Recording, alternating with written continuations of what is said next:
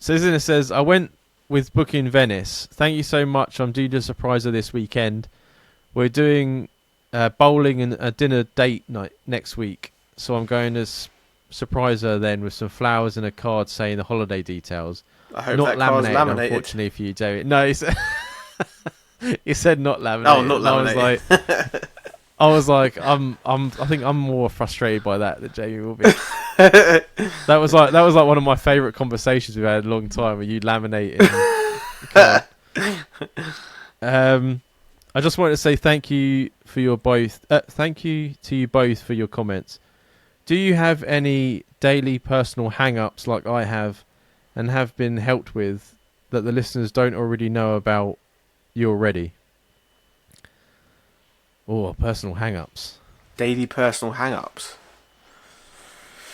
Yeah, because what was his, like, wasn't he going on holiday? Yeah, he was body conscious. Take his shirt off and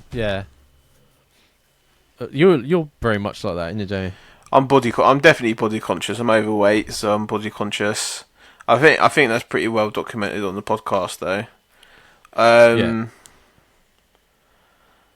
I do have this enormous sense of like, I don't know, I would probably say it's like an anxiety thing that I never had previously. I would say that's probably a daily hang-up. Like, I find it harder and harder sometimes to do things that I wouldn't normally do. Like, if I was to go to a shop that I wouldn't know what the shop's like and not been there before, it would take me ages to just hype myself up to go and do it. Shit like that. And really, it sounds ridiculous, but I've never been like that in my life. And then sometimes it happens. Yeah, no, I get that.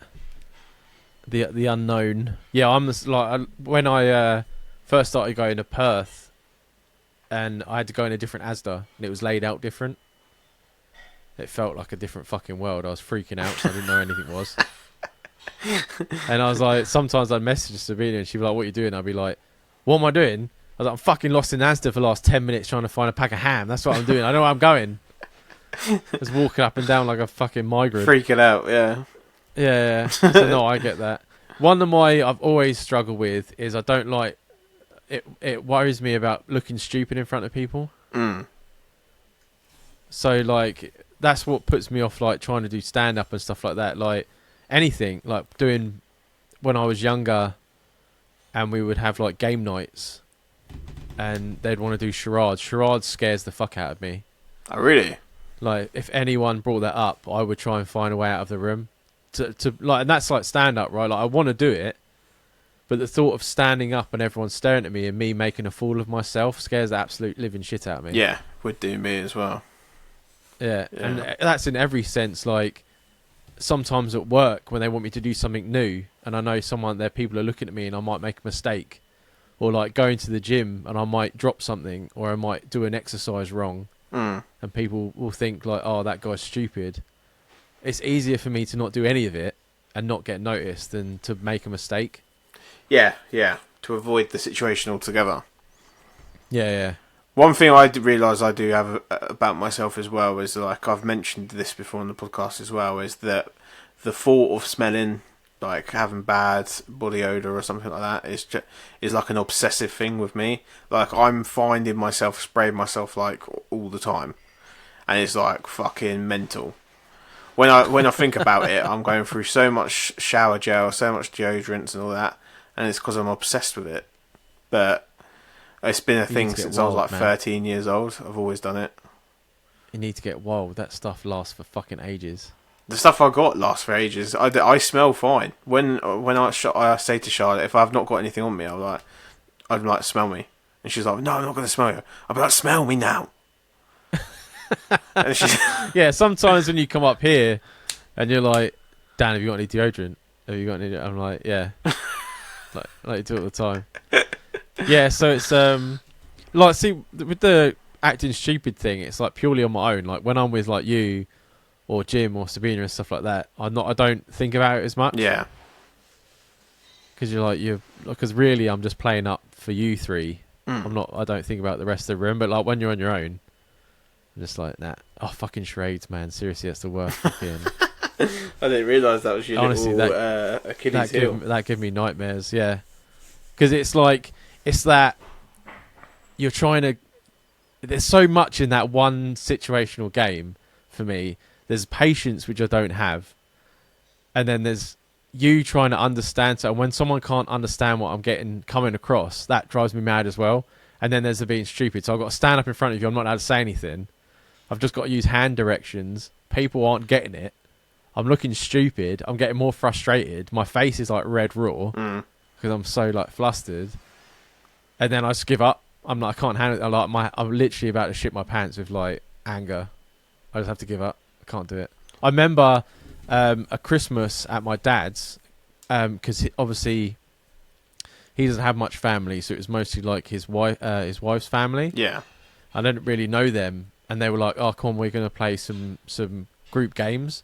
And I sat in the kitchen. He actually had a go at me, made me feel like shit because I didn't want to join in.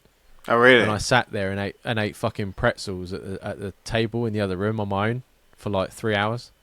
Fucking hell. Because I didn't want to get joined in. And everyone's like laughing and having a good time, and I'm just like, I can't do it.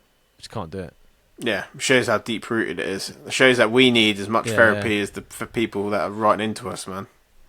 Yeah, that's what I mean. Like, I listen to the comedians, Joe Rogan, and they're like, you need to just do it, and like you learn so much from not. But I just can't. No matter how much I want to do it, like I can't have that thought of like bombing. It will kill me. Yeah, like Joe Rogan, it was discussing in the episode I listened to today with Jimmy Carr. He was talking about that he used to be painfully shy when he was a teenager, and he would like be scared to go up to like a bank teller in a bank and speak to them and discuss what he wants and stuff like that. And now he's like interviewing like some of the most powerful people in the world and shit like that, and you wouldn't think it's the same person that couldn't speak to people when he was like 16. Yeah. But he got through that through doing like jiu-jitsu and learning how to do stand-up and stuff like that. But then he went that way, but some people never get out of that. Do you know what I mean? Yeah. I think like as the podcast gets bigger and like if the people want to see us and like we get not forced into, but we get that push into having to be in front, like I'll get better. But like sometimes I think to myself, I need to go do it to like promote the podcast, and then I think to myself, nah, no, it's not happening. Nah, not without Jamie at least. You know what I mean? Like, fucking, no way. So you'll have to wait for our stand up, or even just a podcast releases. stage show, live show or something. See, I mean, like, because I could go to like London. Like, we're going to go to the podcast convention next year, the proper one, and I can meet people, and I'll be quite happy and content, and like having a laugh and all that sort of stuff. But at the minute, that's as much as I want to fucking. Yeah, I think we just have to go roll with the punches and see where it goes, and yeah, exactly. And our confidence will grow as the podcast does, I think. Yeah, like if we got an email from someone at a club and was like, "Oh, I would love you to come down," and I'll be like, "I'm not gonna say no, but I ain't gonna fucking go running looking for myself." You know what I mean? I'll stab myself in the foot. But hopefully, yeah, there you go. There's a little insight into. I just feel like this is all ammo. I feel like if my enemy's listening right now, they're just knowing all of my. I'm gonna end up leaving the house, and there's gonna be a group of people out the back waiting to play charades or something. Yeah, throwing pretzels at you. I don't mind the pretzels. I'll take them. I was eating pretzels that are peanut butter in. They were pretty good. I don't hold any grudges against the food.